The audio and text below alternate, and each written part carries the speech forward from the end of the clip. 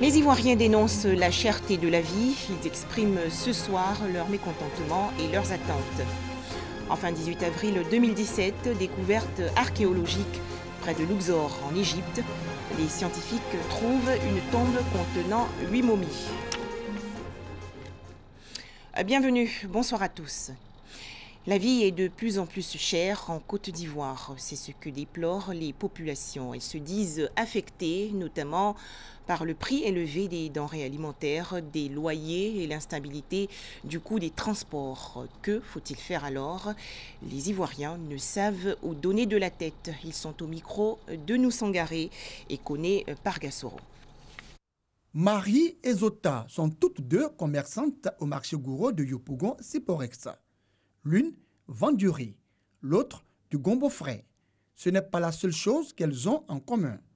Depuis quelques mois, les marchandises sur les étals des deux dames ont du mal à disparaître à faute de clientèle. Le marché est très dur. Très dur parce que les clients se plaignent, ils disent qu'il n'y a pas l'argent. Matin comme ça, j'ai reçu une cliente, j'ai dit le kilo de riz était à 400, elle me dit de laisser à 350. J'ai dit non, ça ne m'arrange pas. Si elle te donne à 350, c'est que je n'ai rien fait. Si habituellement on prenait le sac de riz à 20 000, si on voit que c'est plus que ça, on ne peut pas réduire le kilo de riz. Donc ça reste tel qu'il est. Puisque le riz même, il n'y a pas assez de bénéfices sur le riz. Si tu as trop eu sur 1 kilo, c'est 25 francs. En tout cas, je ne vais pas en brousse pour chercher bagages.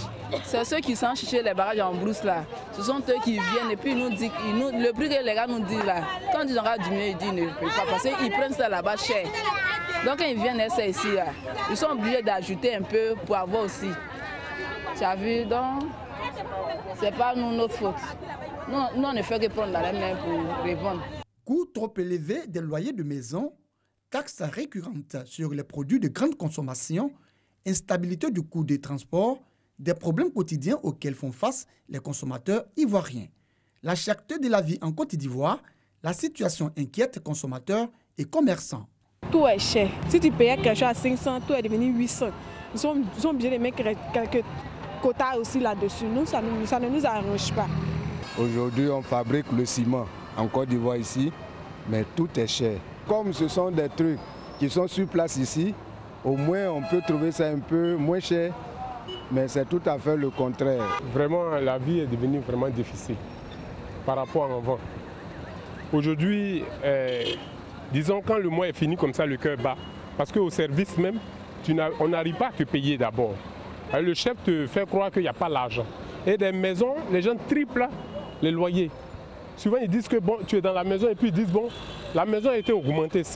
On ne te prévient même pas. On dit la maison était augmentée. Et quand tu veux parler, ils te menacent de sortir de sa maison. Que c'est sa maison que tu lui donnes à manger. Bon, la femme aussi, on avait l'habitude de lui donner 5 000 pour aller au marché.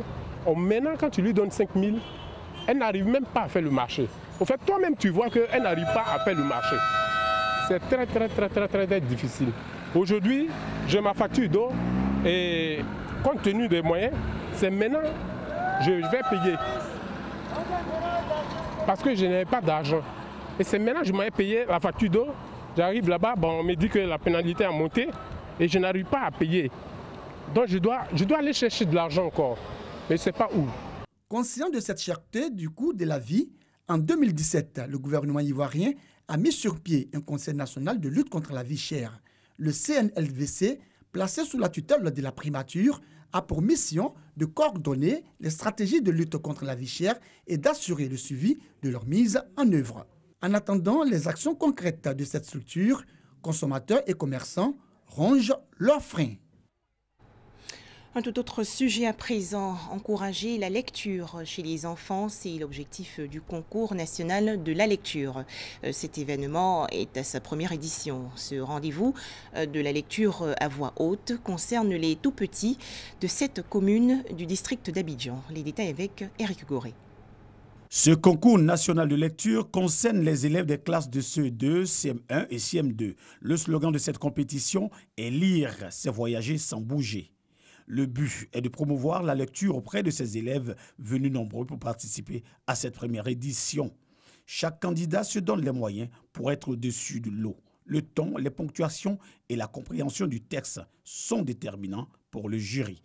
composé d'enseignants et de passionnés de lecture. Il était une fois un petit garçon qui n'aimait pas du tout étudier. Il s'appelait Morel. Puisque les programmes de la télé étaient chaque fois attirants, Morel ne passait que son temps à les regarder. Il y avait les dessins animés, les séries télévisées, les longs métrages, etc. Les enfants ne sont pas allés seuls à cette compétition. Ils se sont fait accompagner par leurs encadreurs. L'initiative est la bienvenue parce que nous savons que nos enfants ont la phobie de la lecture, à tel point que au niveau des examens, lorsque les tests, par exemple d'exploitation des tests sont relativement longs, on voit que les enfants ne lisent pas. Alors que dans ces exercices, nous avons des questions fermées et des questions ouvertes. Si on ne lit pas, on ne peut pas répondre aux questions fermées. Selon les organisateurs, tous les candidats ont un bon niveau. Le niveau, il est acceptable, il est vraiment au-dessus de la moyenne. Depuis que nous avons commencé, les enfants nous surprennent tout le temps. Nous encourageons encore les encadreurs à redoubler encore plus d'efforts pour les prochaines éditions. La première édition du concours national de lecture est une initiative d'une entreprise spécialisée dans l'entrepreneuriat et du développement personnel. Beaunois, dans la région sud Comoé, est en fête. En effet, la 38e édition du Popo Carnaval bat son plein.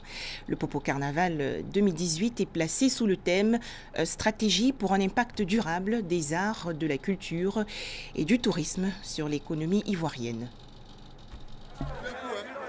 Incinération du roi Popo au stade municipal de Beaunois. Symbole de la fin de la 38e édition du Popo Carnaval 2018 dans la cité de l'Anana. Une édition qui aura tenu toutes ses promesses. Défilé géant des festivaliers, présentation des potentialités touristiques et culturelles de la région, dialogue interculturel avec les prestations de danse du terroir et d'ailleurs. Signe d'une diversité culturelle manifeste au cours du plus vieux festival de Côte d'Ivoire.